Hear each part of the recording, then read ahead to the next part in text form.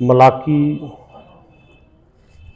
नबी का सहीफ़ा पहला बाब पहली आयत से 8वीं आयत तक खुदा के ज़िंदा और मुक़द्दस पाक कलाम में से मलाकी नबी का सहीफ़ा पहला बाब पहली 8 आयत।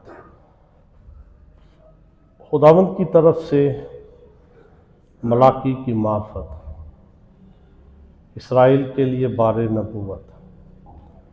खुदावंद फरमाता है, मैंने तुमसे मोहब्बत रखी तो भी तुम कहते हो, तूने किस बात में हमसे मोहब्बत जाहिर की।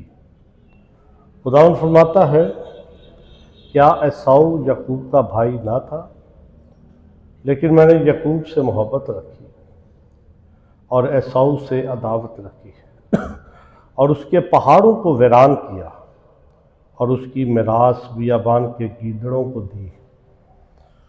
अगर अदूम कहे कि हम बर्बाद तो हुए, पर वीरान जगहों को फिर आकर तमीर करेंगे, तो रब्बुल फ़ौज फरमाता है कि अगरचे वो तमीर करेंगे, मैं ढा दूंगा और लोग उनका ये नाम रखेंगे शरारत का मुल्क। वो लोग जिन पर हमेशा खुदावंद का कहर है और तुम्हारी आंखें देखेंगी। तुम कहोगे कि खुदावंद की तमजीद इसराइल की हदूद से आगे तक हो। रब्बुल फ़ौज तुमको फरमाता है, मेरे नाम की तहकीर करने वाले काहिनों, बेटा अपने बाप की और नौकर अपने आका की ताज़ीम करता है। बस अगर मैं बाप हूँ तो मेरी इज़्ज़त कहाँ है, और अगर आका हूँ तो मेरा खौफ कहाँ है। पर तुम कहते हो, हमने किस बात में तेरे नाम की तहकीर की। तुम मेरे मसबा पर नापाक रोटी गुजरानते हो और कहते हो कि हमने किस बात में तेरी तौहीन की। इसी में जो कहते हो खुदावंद की मेज़ हकीर है। जब तुम अंधे की कुर्बानी करते हो तो कुछ बुराई नहीं, जब लंगड़े और बीमार को गुजरानते हो तो कुछ नुकसान नहीं। अब यही अपने हाकिम की नज़र कर, क्या वो तुझसे खुश होगा और तू उसका मंजूर नज़र होगा। रब्बुल फ़ौज फरमाता है।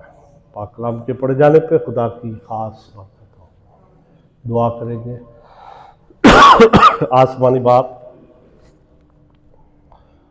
नहायत ही दिल की गहराइयों से तेरा शुक्र अदा करते हैं। तेरे ज़िंदा मुक़द्दस पाक कलाम के लिए, बड़ी राह के लिए रोशनी, कदमों के लिए चिराग है।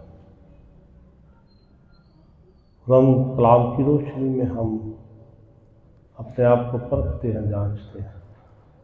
तेरा ज़िंदा मुक़द्दस पाक कलाम हमारी रहनुमाई करता है, सिखाता है, समझाता है, ताकि हम इस पर अमल करते हुए अपनी अपनी ज़िंदगियों पर गौर करें।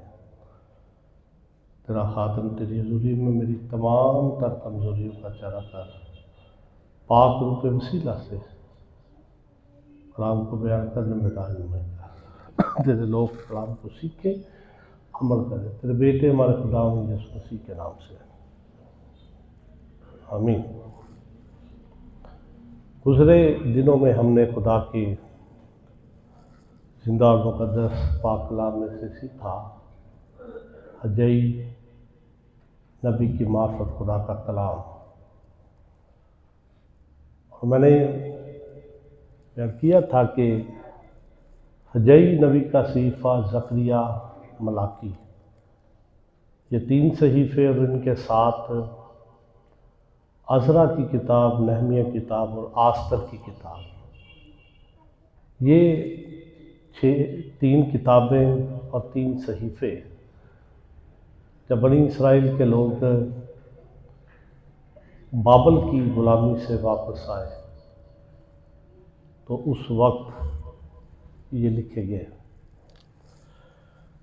3 हमले बाबल के बादशाह नबूकदनेस्सर ने यरूशलेम पर किए और 3 हिस्सों में वो उनको असीर करके बाबल के मुल्क में लेकर गया। 3 ही हिस्सों में वो अपने मुल्क के अंदर वापस आए।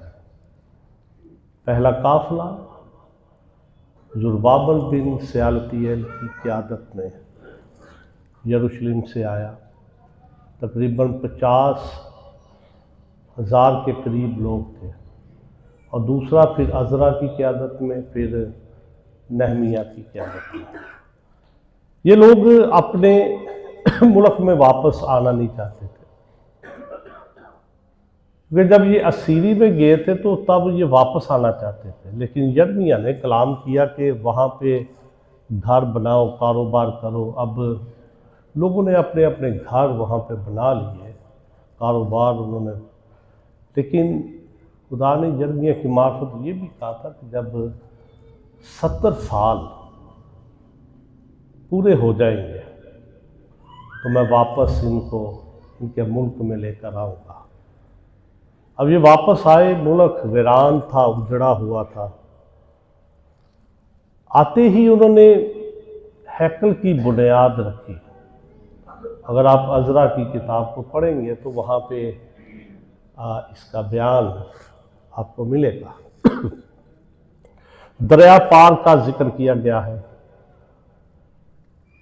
लोग थे जो वहाँ पे मौजूद थे, जिनको छोड़ गए थे, गरीब गुरबा थे, उन्होंने गैर मज़हब की औरतों के साथ शादियाँ की।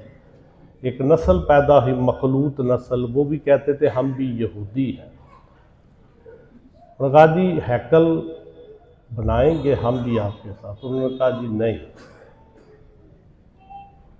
काम रुक गया। लोगों ने कहा जी खुदा की मर्जी नहीं है, इसलिए काम बंद हो गया। 16 साल गुजर गए। जिस तरह मैंने पिछले दिनों में बयान किया था हज्जी नबी के सहीफे में से कि 6ठे महीने की पहली तारीख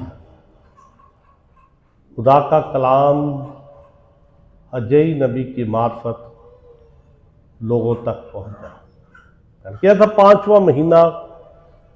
जब हम यिर्मयाह का सहीफा 52वां बाब पढ़ते हैं तो 5वें महीने में हैकल को तबाह किया गया। ये वो हैकल थी जिसका ख्वाब दाऊद ने देखा। सुलेमान ने इस हैकल को बनाया। बड़ा जलाल था खुदा का हैकल के अंदर।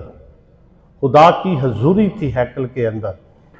जब हैकल को तबाह किया गया तो हिजकिय्येल नबी का सहीफा जब आप पढ़ेंगे, हिजकिय्येल बाबल के मुल्क में असीर होकर गया।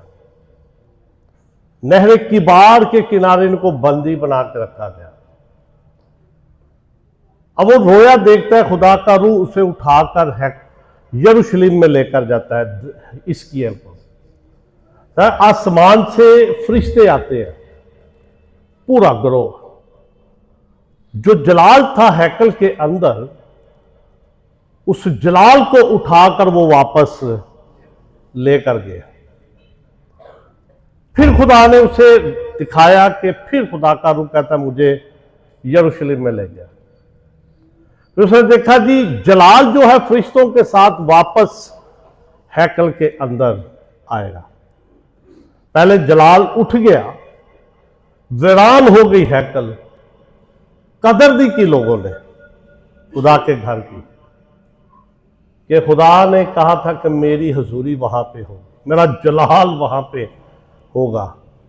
लेकिन उन्होंने बाल देवता, इस्तारात देवी, दीगर बुतों को अहमियत दी खुदा की जगह। लेकिन खुदा ने बर्बाद कर दिया सब कुछ। अब जब वो वापस आए हैं, 5वें महीने की तारीख, 5वां महीना जो है उस वक्त हैकल को तबाह किया गया। खंडरात पर वो जाकर बैठते थे। मैंने ये भी बयान किया था कि दूसरी हैकल जब बनाएगी, और दूसरी हैकल भी तबाह हो चुकी है। और ये भी तीतुस ने, जो रोमी फौजों का जनरल है, 5वें महीने में इसको तबाह किया। आज भी यहूदी वहां पे आप जाएं, दीवार है वहां पे वो मातम करते हैं। अब ये हैकल जिसके खंडरात थे, लोग वहां पे मौजूद थे, और जैसे ही 5वां महीना खत्म हुआ, 6ठे महीने की पहली तारीख, हजई नबी के सहीफे के पहले बाब के पहली आयत में खुदा का कलाम हजई की मार्फत नासिल हुआ, और खुदा ने कहा ये लोग कहते हैं कि खुदा के घर की तामीर का वक्त अभी नहीं आया। अब 16 साल गुजरे हैं, कारोबार उन्होंने अपने बना लिए, घर अपने बना लिए, बरकत नहीं है। वो क्या कहते हैं, खेतों में बीज बोते हैं, बहुत ज्यादा बोते हैं कि हमें ज्यादा मिलेगा, लेकिन मिल नहीं रहा। वो रोटी खाते हैं, भूख ही नहीं मिटती। वो पानी पीते हैं, प्यास नहीं बुझती। कपड़े पहनते हैं, गर्म नहीं होते। मजदूर अपनी मजदूरी सुराखदार थैली में डालता है, और खुदा ने कहता है नबी की मार्फत, पहाड़ों से लकड़ी लाकर मेरे घर की तामीर कर। अब जब काम रुका था तो उस वक्त खोरस बादशाह ने हुक्म जारी किया था कि फंड इनको दिया जाए। मादी फारसियों की हुकूमत थी कि ये हैकल अपनी बनाए। अभी भी जब उन्होंने देखा कि हैकल के लिए खोरस बादशाह ने हुक्म जारी किया था कि हैकल को बनाया जाए, हजई नबी के सहीफे के अंदर खुदा ने उन्हें कहा कि हिम्मत ना हारो, मजबूत हो जाओ, यह हैकल बनेगी। लोगों ने खुदा के कलाम को सुना, खुदा के कलाम की तरफ ध्यान दिया, हैकल बनानी शुरू कर दी।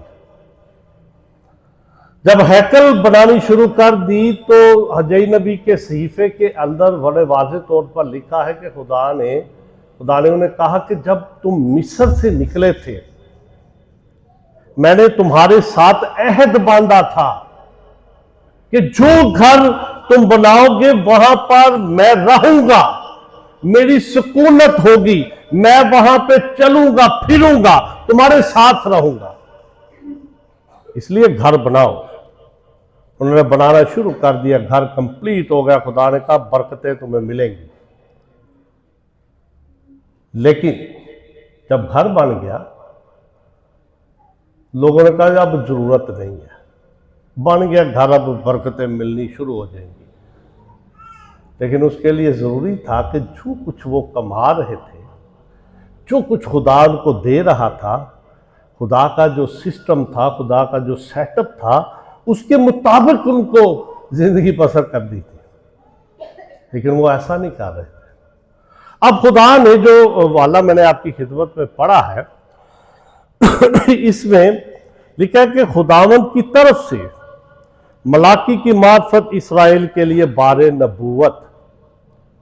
खुदावंद फरमाता है, मैंने तुमसे मोहब्बत रखी तो भी तुम कहते हो, तूने किस बात में हमसे मोहब्बत जाहिर की। खुदावंद फरमाता है, क्या एसाऊ याकूब का भाई ना था? लेकिन मैंने याकूब से मोहब्बत रखी और एसाऊ से अदावत रखी, और उसके पहाड़ों को वीरान किया और उसकी मिरास बियाबान के गीदड़ों को दे दी। अब ये दो भाई हैं जिनके बारे में हम खुदा के कलाम में से पढ़ते हैं पैदाइश की किताब में, एसाऊ और याकूब। ये इसहाक के दो बेटे थे, रिबका से पैदा हुए थे। और खुदा उन पे वाज़ेह करता है कि मैंने याकूब से मोहब्बत रखी लेकिन एसाऊ से नफरत की। क्यों?